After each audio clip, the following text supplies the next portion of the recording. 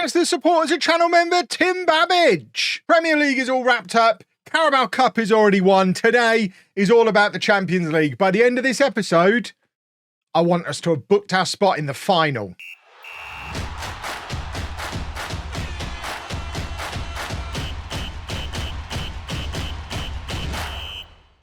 Hello, welcome to Club 3, Part 18 of Non-League to Legend. I'm Kevin. Coming up on today's episode, we have the second leg of the Champions League quarter-final against Napoli, and then hopefully a Champions League semi-final against somebody else. Obviously, if we lose against Napoli, the whole plan goes a little bit wrong, but we should still win the Premier League today either way. As you can see, we are on a long unbeaten run now, which goes all the way back to Liverpool in December.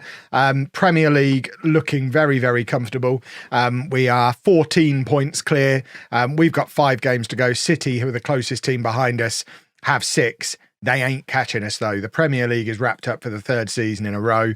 Napoli, we beat 3-0 in the home leg, so we just need to avoid defeat back in Italy. We've also got an FA Cup semi-final against Newcastle. We're trying to win it all this season. We want 5 trophies, and number 5 will be the Club World Cup, which takes place this summer, which I don't think I've ever won. I need the LOLLUJO historians to help me out, but I don't think I've ever won it. Did I mention we've got a £300 million transfer budget to spend as well? We have been trying to bring in some youngsters. Next Gen has happened.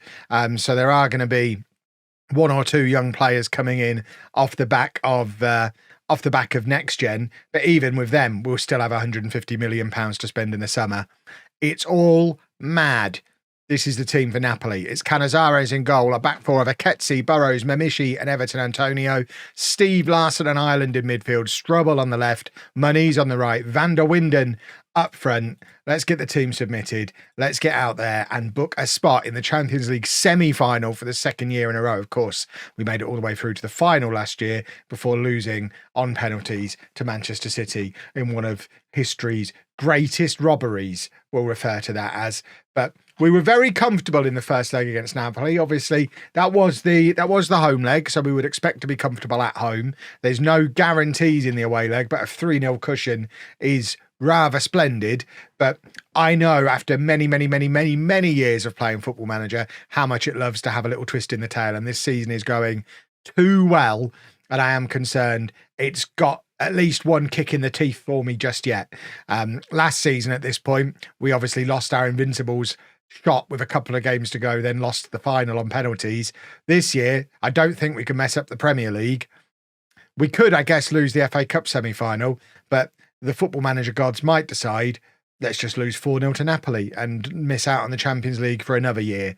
But Larson is there, and, I mean, how has he missed that? I thought he must have taken a deflection, but it's gone behind for a goal kick. It's a big opportunity and a big miss. The longer we go without getting that all-important 4th, the more I expect something stupid to happen, like us pick up a red card and then it all start to crumble. Canizares with a very important save there. What an important signing he's ended up being, by the way. I think we all had doubts over him, me included, when he came in. But he has been, dare I say it, an upgrade on Diogo Costa. I don't really know what Real Madrid were thinking. They gave us 130 million for Costa. We gave them 50 for Canizares. We did a swap. I think we got comfortably the better part of that deal. Muniz with the in-swing, and Burrows is there, but it hits the crossbar. And again, we ain't scoring today, are we? That has been just a rascal, a teasy rascal of a first half. 0-0 on the night. 3-0 still to us on aggregate. Next goal is going to be huge. If Napoli score early in this second half, I'm going to get very nervy because I've played enough Football Manager over the years to know what might happen. Obviously, if we can grab the goal to put us ahead on the night, then we are safe. We are good. And Strobel is there, trying to do exactly that. It's a 17th goal of the season for him. As long as the referee doesn't mess this up, get your finger out your ear, you Wally. You look silly. Just let the goal stand. We want to go and win everything. Don't get in my way. The goal has been given. 4-0 on aggregate. That should be that. Job done. It's a decent goal. Strobel has been a fantastic signing, by the way. What a good player he is. I don't know how the draw works in the Champions League at this stage. Are we facing the winner of this game, or is it an actual draw after this? Because Barcelona, we have already played in the league stage this year. Did we beat them? I don't remember the score. It might have been a draw. Burrows. My goodness me. Canizares gets Burrows out of trouble there. I don't really know what he was doing. Just kind of faffed around on the ball too long.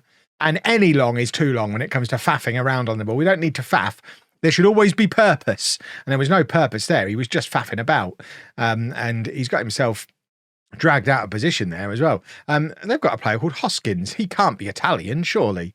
I don't think you get a lot of Italian Hoskinses. There might be an English player in the Napoli team.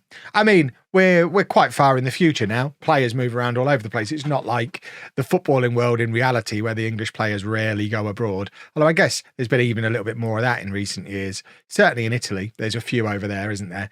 Right, Strobel goes past his man comfortably, plays it into Van der Winden, who takes a touch, slots it under the keeper. That's 2-0 on the night, 5-0 on aggregate. Come on, ref. You don't need to go to VAR every time. You're not impressing anybody with your little ear radio. We all know it exists. He's disallowed it just to look at me. I've got the technology. No, we don't care, ref. You plum. Neil Hoskins is that guy. Should we have a look at Neil Hoskins? He's Welsh. He's not English, and he's on loan from Villa. In fact, he's a former Manchester United player. Before my time, he was sold to Aston Villa for quite a lot of money, so he'd be homegrown with us, presumably. Well, there we go. Bring him home. Get him in the squad. I mean, we sold 2 homegrown players in January because we don't need him. We've got so many.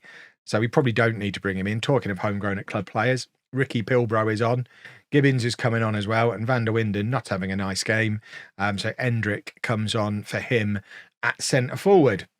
Ilunga has picked up several injuries over the second half of this season, by the way, which has given Van der Winden and Endrick quite a lot of game time. And I think if we were to get another big offer for Van der Winden like we got in January when Real Madrid offered us like 120 million for him, I think I'd be more inclined to sell now, because having given him a run in the team at centre forward, I'm not massively impressed. He's not a starter out wide on either wing now. And someone like Garnacho needs to stick around because he's homegrown at club. So we've already got rid of Shea Lacey. We can't get rid of Garnacho. So he's kind of first back up on the wings just to keep him happy. So Van der Winden is falling down the pecking order. We've got Heilbronn coming back from his loan in the summer as well. And he's had a very productive loan last time I checked. So we might let Van der Winden go. Where is Heilbronn? Can't find him. When did we loan him out? Was it the end of last season? There it is. So, I mean, that's a pretty productive loan. 15 goals in all competitions for Monaco. Still valued at nearly £100 million. And Barcelona lost. They were ahead last time I looked, but it's Paris Saint-Germain that we're going to be facing. And Mikel Arteta-led Paris Saint-Germain, who, of course, are top of the league in France, and have a pretty decent team, including our former captain, Giorgio Scalvini at the back, who's obviously going to want revenge on me for deciding at 29 he was too old and we had to move him on, especially when he sees 29-year-old Larson still starting for us. It's not going to go down well, is it? Right, I'm going to play a bunch of these games off camera. I know normally I would show you a cup semi-final and a Premier League trophy lift, but we've seen so much of that now. The priority is Champions League. We're still trying to keep this series going at quite the pace because as I'm recording, there's still been no FM25 announcement. So we could conceivably still be playing early access in a week or two. It's feeling less likely, but I've committed to running the series like this now. When we've got things wrapped up in February and they cancel the game, I guess we start a new series. I don't know what to do. Let's go play Paris Saint-Germain. And in fact, I don't have to worry about timing it so that I can show you a Premier League trophy lift because we've just won it when we weren't playing. Manchester City presumably have ballsed things up somehow. Look at us extending our record. Can we look at the Premier League? How do I get to the Premier League? City losing to Liverpool. So Liverpool have just won us the Premier League. Thanks, guys. I bet that's gone down well everywhere. Well, we navigated past Newcastle in the FA Cup semi-final, so that's another final booked, and have continued our unbeaten run in the league as well as the Premier League table. With us already as champions, we're well clear. We never need to worry about this again. Premier League is ours now. It's easy peasy. What's less positive is the Champions League semi-final. The first leg, despite dominating the match, we were 2-0 down inside quarter of an hour and didn't equalise until the 92nd minute. Everything I saw in that game suggests we're better than Paris Saint-Germain. Apart from the scoreline, It's time for the second leg at their place. This is our team. Canizares in goal. A back four of Aketsi, Bordalas, Memishi and Everton Antonio. Steve Larson and Ireland in midfield. Strobel on the left, Moniz on the right.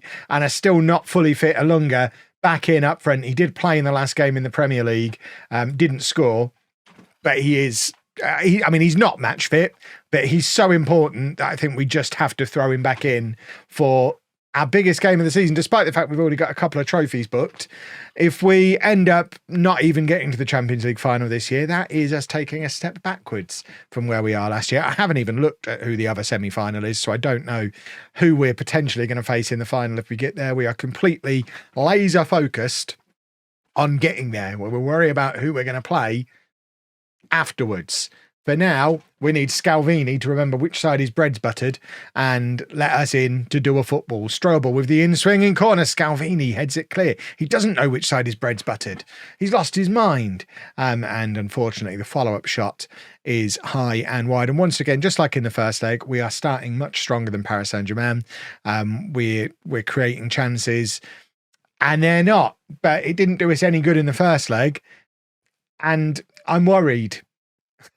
We are making very hard work of this. This is only their second game against a real team all season, presumably. They play in France. I don't understand. But after a pretty uneventful first half, it remains 2-2. Thankfully, of course, away goals haven't been a thing in the Champions League since I didn't have any grey in my beard. So we're not in a reason to worry unduly just yet, although it is PSG now on the attack. And we know they are capable of scoring against us because they did it a couple of times just a week ago. And they play it into a very dangerous area and we are scrambling it. I thought we were giving away a penalty there, but we've just about got away with it. And now it's our highlight. Aketsi with the throw, finds Strobel. And now, oh my word, Bordelas sold a bit short there, but Strobel gets in behind, slides it across to Ilunga. And that's why Charles Ilunga is forced back into the team the moment he's available, because he is one of the best strikers in the universe. It's 1-0 to Manchester United on the night, 3-2 on aggregate. That'll do. Full-time whistle now, please, ref. Bordalas does very, very well there because was it Aketsi or Strobel who just completely sold him short and could very easily have given the ball away and left PSG with a straight run through to goal because we had such a high line. But Bordalas doing very, very well. Round of applause for him. That's my second round of applause of the video. I don't often do a round of applause, but I'm very much enjoying clapping. Right, Mainu's going to come on. Larson can become the more attacking of the midfield too. Van der Winden is going to come on one side, and we'll bring Endrick on the other side. We'll swap those two over, and just keep everything crossed, boys and girls. We've brought on a lot of experience there between Endrick and Mainu. They're two of our older players. Which is a mad thing to say, really. It shows how far in the future we are. But everyone is tiring. Right, Boras is going to come on at the base of the midfield. He actually played there in the last league game and scored twice. So he's earned himself a little bit of a run out in a Champions League semi-final as a goal-scoring midfielder. And Gibbons can come on to give us a little bit more energy at right back. But our team is tiring. And with 10, 15 minutes of this left to go, I am concerned at our tired little legs. Larson doing well to force the ball behind for the corner, but it is Paris Saint-Germain with the corner. We know what a threat Scalvini can be from these set pieces. He's the fittest man on the pitch right now. We got rid of him because he was old and ancient. How is he managing to keep his conditioning so high? Doesn't matter. We're going to the Champions League final, I think. Are we there? We are there. Beautiful stuff. Now we just need to see who we're playing because I don't have any idea who the other semi-final was. If it's Manchester City again, I'm going to be quite sad. It's in the Friends Arena. Where's the Friends Arena? Solna? Where's Solna? Sweden. We're off to Sweden. Do we know who we're playing? It seems that we don't. Real Madrid or Leipzig. Leipzig, please.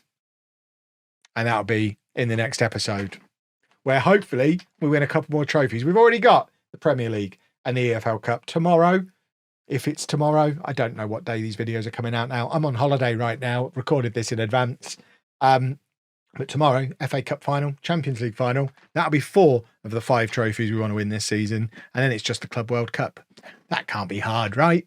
If you've enjoyed that, please make sure you leave a nice big thumbs up on there for me. Subscribe to the channel for daily Football Manager videos. And thank you very much for watching.